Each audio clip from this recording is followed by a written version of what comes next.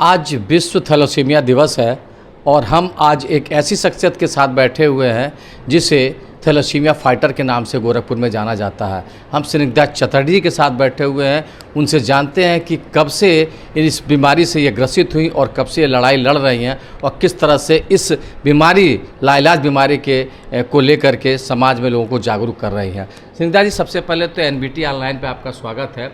हम जानना चाहते हैं कि किस तरह से आप इस बीमारी से ग्रसित होने के बावजूद आज एक लड़ाई लड़ रही हैं, एक मुहिम चला रही हैं, क्या कहना चाहेंगी? जी, सबसे पहले तो मैं थैंक यू बोलूँगी कि आपने मुझे थैलेसीमिया फाइटर बोला, और मैं सबसे यही बोलूँगी कि थैलेसीमिया योद्धा, सभी बच्चों को थैलेसीमिया योद्धा के रूप में ही देखें और बुलाएं। और हाँ, मेरा क्या है कि मुझे 3 मंथ्स की थी तभी से मुझे थैलेसीमिया है और तभी से मैं लड़ रही हूँ। और बाकी मेरा ये है कि मुझे बच्चों के लिए काम करना है, बच्चों को आगे बढ़ाना है। जो भी यहाँ पे बच्चे जिनको सुविधा जो मुझे मिली है, मेरे पेरेंट्स के सपोर्ट से, मेरे लोगों के सपोर्ट से मुझे मिली है, वो बाकी यहाँ के बच्चों को नहीं मिल पा रही है। तो वो चीज़ हमें सपोर्ट करना है, बाकी बच्चों को आगे बढ़ाना है। इसके लिए मेरी ट्रस्ट फाइट अगेंस्ट थैलेसीमिया काम करेगी। मैं अभी तक छोटे रूप में बच्चों के लिए काम करती आई हूँ, बाकी मैं आगे अपने ट्रस्ट के माध्यम से और आप सभी के सपोर्ट से, आप सभी के मार्गदर्शन से काम करूँगी और बच्चों को आगे बढ़ाऊँगी। आप भी थैलेसीमिया पेशेंट हैं, तो किस तरह से सर्वाइव कर पाती हैं आप? कब आपको पता चला और कब से लेकर के अब तक आप इस तरह से इस बीमारी से जूझ रही हैं? जी हाँ, मैं जब 3 महीने की थी, 1997 की बात है, 3 मंथ्स की थी, तब मुझे ये बीमारी डायग्नोज हुई और उसी के टाइम से तभी से मुझे ब्लड चढ़ता आ रहा है। पहले टाइम ड्यूरेशन 1 मंथ का था, धीरे धीरे वो टाइम ड्यूरेशन कम होते होते अब मुझे 15 दिन पे 2 यूनिट ब्लड चढ़ता है। और अब मैं इसी बीच में मैंने अपना ग्रेजुएशन कंप्लीट किया है। इसी बीमारी के साथ ही मैंने अपना ग्रेजुएशन, पोस्ट ग्रेजुएशन कंप्लीट किया है।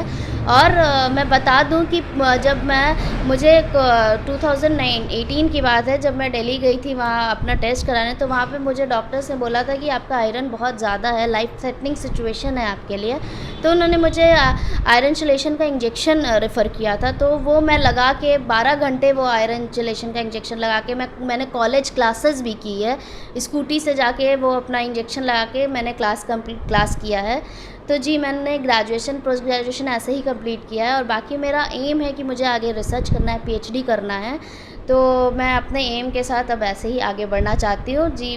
थैलेसीमिया के साथ ही कर रही हूँ, बट हाँ, इसीलिए तो फाइटर कहलाते हैं हम कि इसी के साथ आगे बढ़ते हैं, अपना नॉर्मल डेली रूटीन फॉलो करते हैं जी। गोरखपुर में जिस तरह से थैलेसीमिया की बीमारी भी बच्चों में देखी जाती है, लगातार बच्चे इसके ग्रसित पाए जा रहे हैं, तो क्या गोरखपुर में प्रॉपर इलाज की अभी कमी है? आप सरकार से, हालांकि सरकार बहुत कुछ कर भी रही है, तो सरकार से किस चीज़ की ऐसी आवश्यकता है जो आप कहना चाहेंगे कि इस चीज़ की ज़रूरत यहाँ पर है?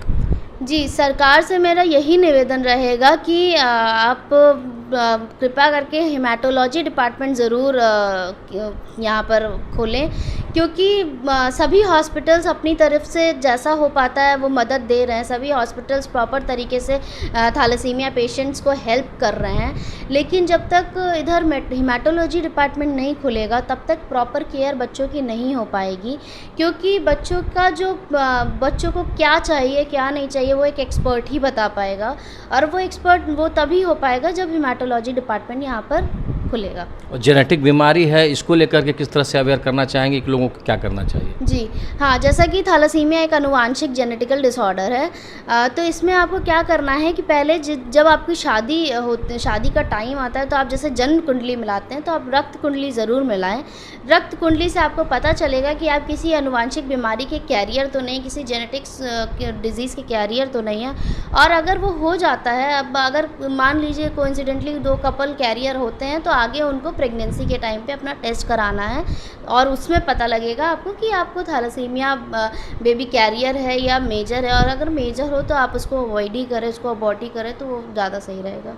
एक अंतिम सवाल, वर्तमान सरकार पहले से बेहतर कहीं ना कहीं कुछ कर पाई है इस बीमारी को लेकर के, जिससे आप लोगों को विशेष फ़ायदा मिल रहा हो?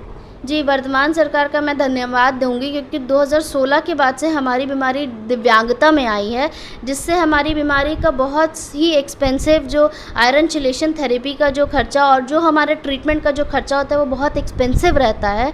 तो वो हमें बहुत सुविधा मिली, हमें सरकारी अस्पतालों से अब फ्री मेडिसिन मिल रही है और फ्री ट्रीटमेंट मिल रहा है। और अब तो हमें ऐसा भी हो गया कि हमें किसी भी ब्लड बैंक में ब्लड डोनेट करने के लिए अब नहीं बोला जाता है। तो जी, वर्तमान सरकार से हमें बहुत सपोर्ट मिल रहा है इस चीज़ के लिए। बाकी मैं ये ज़रूर बोलना चाहूँगी, ब्लड डोनेट नहीं करना पड़ रहा है तो इसका ये मतलब नहीं कि आप अपनी रिस्पॉन्सिबिलिटी नहीं समझिए।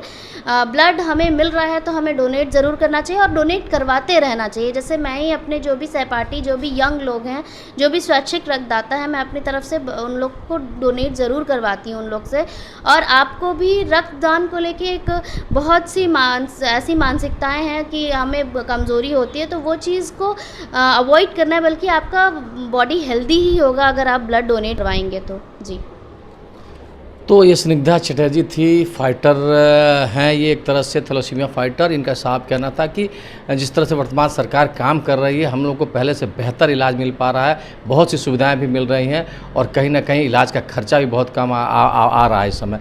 तो कुल कहा जाए तो इनका साफ संदेश था कि लोगों को जागरूक होना बहुत ज़रूरी है और जागरूक होकर समाज के लिए, इस ऐसी बीमारी के लिए जिस बीमारी को जेनेटिक है और लाइलाज है, इसके लिए लड़ना होगा, तभी हम फाइटर की तरह लड़ पाएंगे और समाज को भी एक फाइटर बना पाएंगे। NBTI ऑनलाइन के लिए गोरखपुर से प्रमोद पाल की रिपोर्ट।